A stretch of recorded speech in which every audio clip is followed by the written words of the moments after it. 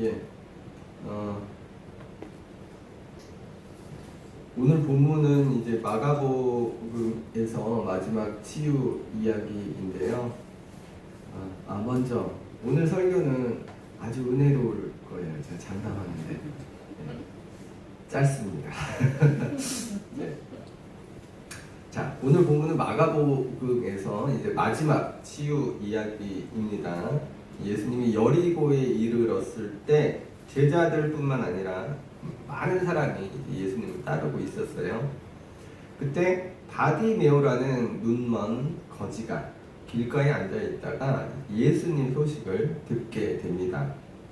참고로 바디메오에서 바라는 말은 이제 누구의 아들이란 얘기거든요. 그래서 바디메오니까 이제 디메오의 아들이란 뜻이죠. 46절에서도 그렇게 설명하고 있는데요.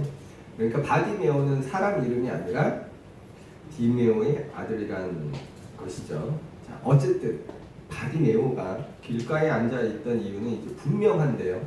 그는 앞을 볼 수가 없었기 때문이에요. 예수님 당시에 앞을 볼 수 없었던 그가 할 수 있는 일은 혹은 뭐라도 해야 했던 그가 선택한 직업은 국어를 하는 거였어요. 그래서 본문에서 그를 거지 바디메오라 소개하고 있죠. 그런데 그런 바디메오가 나사렛 예수란 말을 듣게 돼요.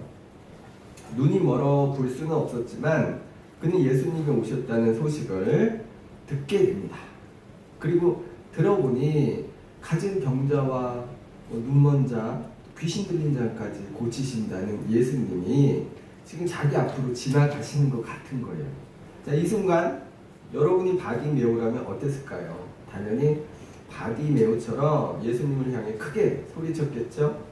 예수님 저 좀 구해주세요. 제 눈 좀 고쳐주세요. 예수님 어떤 일이든 하실 수 있다는 얘기 들었는데 제발 저도 좀 고쳐주세요. 누가 뭐라 해도 단 한 번뿐인 그 기회 바디메오가 결국 놓칠 수 없었을 거예요. 옆에서 뭐라 하던 누가 뭐라 하던 뭐 자존심 따위 더한 것도 다 던져버리고 그 순간 예수님을 향해 외칠 수밖에 없었겠죠. 나 좀 구해달라고, 고쳐달라고. 그래서 사람들이 바디메오에게 조용히 하라 했을 때 바디메오는 더욱 큰 소리로 예수님을 불러요. 다윗의 자손 예수여, 나를 불쌍히 여겨주세요. 자, 예수님이여 가시던 길을 멈추고 그런 바디메오를 불러오라 하십니다. 아마도 예수님의 제자 아니면 예수님을 따르던 사람들이었겠죠. 그들이 용기를 내어 일어서라, 그분이 너를 부르신다 하며 바디메오를 부릅니다. 우리가 예수 믿는 이유가 사실 알고 보면 이런 거 아니겠어요? 우리의 어떤 필요 또 어려움 앞에서 예수님을 부르는. 그런데요, 우리가 오늘 바디메오의 이야기를 이렇게 어떤 치유의 이야기로만 듣는 것은 아쉬울 수 있습니다. 왜냐하면 바디메오의 이야기는 이야기 안에도 그리고 맥락적으로도 뭔가 다른 게 좀 있기 때문이죠. 먼저 다윗의 자손이란 바디메오의 외침을 봅니다. 자, 바디메오가 예수님을 부르는데 예수님, 예수님 막 이렇게 불러야 되는데 다윗의 자손이란 호칭을 사용해요. 바디메오는 왜 다윗의 자손이라는 호칭으로 예수님을 불렀을까? 마태복음 1장에 보면요, 예수님이 다윗의 자손임을 증명하기 위한 족보가 길게 이제 나열되고 있잖아요. 그것은 다윗의 자손에서 그들을 구원해줄 메시아가 난다고 여겼기 때문이죠. 그러니까 바디메오가 예수님을 다윗의 자손이라 불렀다는 것은 단지 예수님을 어떤 치유자를 넘어 메시아, 그러니까 구약에서 약속한 구원자로 부른 겁니다. 이스라엘이 그토록 기다려온 그들을 구원해줄 메시아, 그리스도로 부르고 있는 거예요. 그런데 여기에 중요한 것이 이제 숨겨져 있습니다. 앞을 보지 못했던 시각 장애인이 예수님을 메시아로 고백하고 있어요. 이것은 반대로 앞을 보던 눈뜬 사람들이 예수님을 메시아로 보지 못했다는 거예요. 그러니까 당시 사람들이 예수가 하나님의 아들이심을, 그들이 기다려온 메시아임을 바로 알지 못했다는 겁니다. 그것을 눈먼 바디메오를 통해 알려주고 있어요. 예수가 누구이신지, 그가 왜 이 땅에 오셨는지. 좀 더 정확히는 메시아로 오신 예수님의 사역에 대해 이해하지 못했다는 건데요. 이걸 설명해 주는 게 이제 바로 윈 이야기예요. 이제 오늘 본문인 바디메오 이야기 위쪽에 보면 이제 소제목이 이렇게 나오죠. 야고보와 요한이 구하는 것. 세베대의 아들 야고보와 요한이요, 예수님께 청탁하는 내용입니다. 주의 영광 중에서 우리를 하나는 주의 우편에 하나는 주의 좌편에 앉게 하여 달라는, 야고보와 요한의 청탁. 이게 무슨 말이죠? 예수님이 로마를 물리치고 새로운 나라가 이루어지면 그 나라에서 자기들이 한 자리씩 높은 자리에 앉게 해달라는 그런 청탁인 거죠. 그리고 이 소식은요, 다른 10제자가 들어요. 그들의 반응이 어떤가요? 야고보와 요한에게 와서 화를 내죠. 분노하는 거예요. 왜 그들이 분노했을까요? 그 자리는 자기들 거로 생각하고 있었기 때문 아니겠어요? 자, 이는 제자들이 예수님을 제대로 보지 못하고 있다는 것을 알려주죠. 그들은 이스라엘을 로마로부터 구원해줄 혁명적인 메시아를 바라보며 따르고 있었던 거예요. 그들은 예수님의 제자들이었지만 아직도 예수가 누구인지, 왜 이 땅에 오셨는지를 이해하지 못하고 있었던 겁니다. 그래서 예수님이 그런 제자들에게 이렇게 말씀하시죠. 45절. 인자가 온 것은 섬김을 받으려 함이 아니라 도리어 섬기려 하고 자기 목숨을 많은 사람의 대속물로 주려 함이니라. 그러니까 눈은 떴으나 예수님을 제대로 보지 못하고 있던 제자들의 모습과 앞은 보지 못하지만 예수님을 다윗의 후손, 다른 말로 메시아, 또 다른 말로 그리스도라 부르는 바디메오의 대조적인 모습이잖아요. 여기서 우리가 생각을 좀 해봐야 될 것 같아요. 우리는 예수님을 어떻게 바라보고 있는지. 사실 오늘 바디메오 이야기는 위로 쭉 거슬러 올라가서요, 재물이 많은 사람 이야기부터 봐야 하는데요. 재물이 많은 사람이 영생의 비밀을 예수님께 물어요. 그는 예수님께 영생의 비밀에 대한 답을 얻습니다. 그게 뭡니까? 그가 가진 것을 다 팔아 가난한 자에게 나눠주고 예수님을 따르라 하는 것이었어요.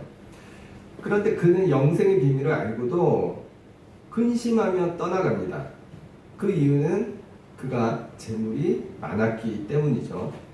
예수님이 그렇게 근심하며 떠나가는 그를 보시면서 재산이 많은 사람은 하나님 나라에 들어가기가 참으로 어렵다 하셔요. 이는 부자가 천국에 들어갈 수 없다는 것이 아니라 재물에 대한 욕심과 예수를 따르는 것은 서로 상충한다는 것이죠. 그리고 이어서 좀 전에 살펴본 야고보와 요한의 청탁 이야기가 전개돼요. 이들은 명예와 권력을 바라보았어요. 그런데 그들에게 예수님은 너희가 바라보는 그것이 내가 바라보는 것이 아니라 말씀하세요. 그러니까 우리가 바라는 것들, 돈이나 재물이나 명예나 권력과 같은 것이 예수님께서 이 땅에 오신 목적이 아니란 거예요. 그걸 앞못 보는 바디메오를 통해 지금 너희 눈이 가려졌구나, 이렇게 말씀하시는 겁니다. 그러니까 여기서 메인 바디메오란 특정한 인물이라기보다 예수를 따르던 많은 사람, 또 예수님 제자들의 상태를 설명하는 것으로 볼 수 있겠어요. 그렇게 눈은 떴으나 정작 앞을 제대로 보지 못하고 있던 제자들, 그들에게 이렇게 요구하시는 거예요.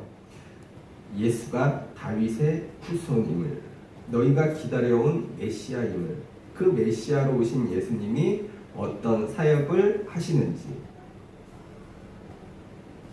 그러한 것들을 바르게 볼 것을 요청하고 계신 거예요. 이제 너희 눈을 바로 떠라 요청하시는 거죠.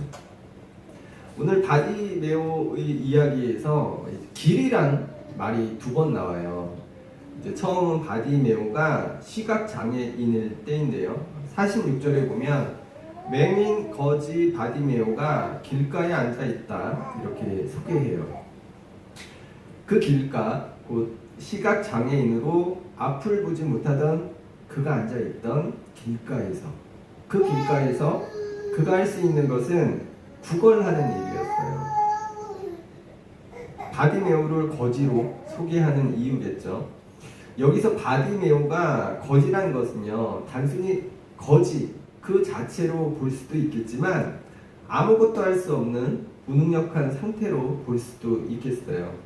앞을 보지 못하던 그가 아무것도 하지 못했던 거예요. 아무것도 할 수 없었던 겁니다. 그런데 52절에 보면 길이란 단어가 다시 등장을 해요. 그가 곧 보게 되어 예수를 길에서 따르니라. 눈을 뜨게 된 바디메오는 이제 다른 길에 서 있게 돼요. 그가 앞을 보지 못할 때는요, 아무것도 하지 못하는 길이었지만 눈을 뜬 바디메오가 서 있는 새로운 길은 예수께서 걷고 계신 바로 그 길이에요.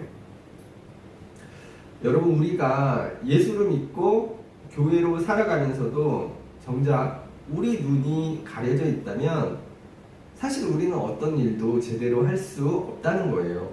교회가 예수님이 어떤 분이신지를 바르게 이해하지 못한다면 그 교회는 무기력하고 무능력한 교회가 될 수밖에 없습니다. 우리가 교회로서 일할 수 있게 되는 것은 우리가 믿는 예수가 어떤 분이신지를 우리가 정확히 알고 이해할 때, 그때 비로소 우리는 참 일꾼이 될 수 있어요. 예수께서 걸으신 그 길을 우리도 그때야 따라 걷게 되는 겁니다. 그런데 여기서 이제 중요한 게요, 바디메오가 어떻게 눈을 뜨게 되는지인데요. 52절에 보면 예수님이 이렇게 말씀하세요. 예수께서 이르시되 가라, 내 믿음이 너를 구원하였느니라 하시니 그가 곧 보게 돼요. 바디메오를 구원한 건요, 그의 믿음이라고 밝히고 있어요. 여기서 바디메오의 믿음이란 단순한 믿는 마음을 뜻하는 것이 아닐 거예요. 그러니까 예수를 믿는 믿음이 크고 작고에 관한 것이 아니란 겁니다. 예수님이 누구신지를 바르게 인정했던 그의 고백이었을 거예요. 예수님은 그것을 믿음이라 하시며 바디메오를 구원하십니다. 그러니까 눈을 뜬다는 것은 예수가 누구인지를 바르게 아는 겁니다. 예수님이 누구인지를 바르게 이해하고 알게 될 때, 그때 비로소 그는 눈을 뜨게 되는 것이고, 그렇게 바르게 눈을 뜬 사람만이 예수께서 걸으시는 그 길에서 그분과 함께 서 있게 되는 거예요.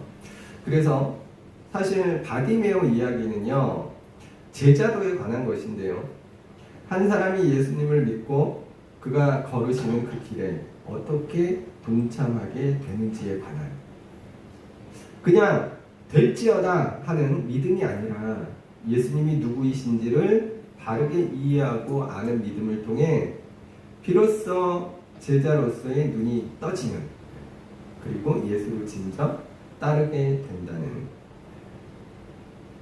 그렇지 않은가요? 예수님은 재물을 바라보고 높은 자리와 권력을 바라보는 사람들에게 그게 아니야, 내가 이 땅에 온 목적은 그게 아니야, 이렇게 알려주시잖아요. 예수님이 이 땅에 오신 목적이 그럼 뭐죠? 45절에 인자가 온 것은 섬김을 받으려 함이 아니라 도리어 섬기려 하고 자기 목숨을 많은 사람의 대속물로 주려 함이니라. 이러한 예수님의 사역에 대한 이해를 한 사람만이 비로소 예수님과 함께 그 길에 동참할 수 있는 거 아니겠어요? 오늘날 저를 비롯해서 많은 교회와 성도가 교회 안에서는 참 신실해요. 그런데 밖에서는 손가락질을 받게 된 가장 큰 이유가 이것 아닐까요? 예수님이 누구신지를 잘못 알고 잘못 이해했기 때문에. 그러니 여러분, 이제 우리는 어떤 예수를 어떻게 바라보고 있는지를 생각해 봐야겠어요. 우리는 지금 눈은 뜨고 있는데 오늘 본문에서 얘기하는 그러한 눈이 떠진 상태인지 아니면 아직도 시각장애인처럼 앞을 보지 못하는 상태인지 말입니다. 그래서요, 우리가 예수님의 질문을 자신에게 좀 던질 필요가 있는 것 같아요. 예수님이요, 바디메오와 야고보와 요한에게 똑같은 질문을 하세요. 예수님께 청탁하러 온 야고보와 요한에게 36절 이르시되 너희에게 무엇을 하여 주기를 원하느냐 물으셔요. 시각장애인인 바디메오에게도 똑같이 물으세요. 51절에 예수께서 말씀하여 이르시되 내게 무엇을 하여 주기를 원하느냐. 똑같은 질문인데 그런데 답은 달라요.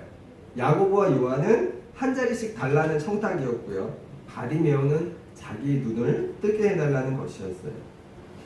바디메오에게 예수님이 야고보와 요한에게 했던 똑같은 질문을 왜 하셨을까? 그것은 예수를 따르는 사람들, 그의 제자라면 바디메오와 같은 답을 해야 한다고 알려주시기 위함이 아니었을까?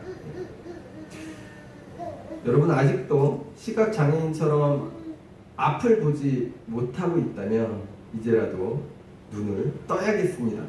예수가 누구신지, 그분이 왜 이 땅에 오셨는지를 바로 알고 이해하는 우리가 되기를 바랍니다.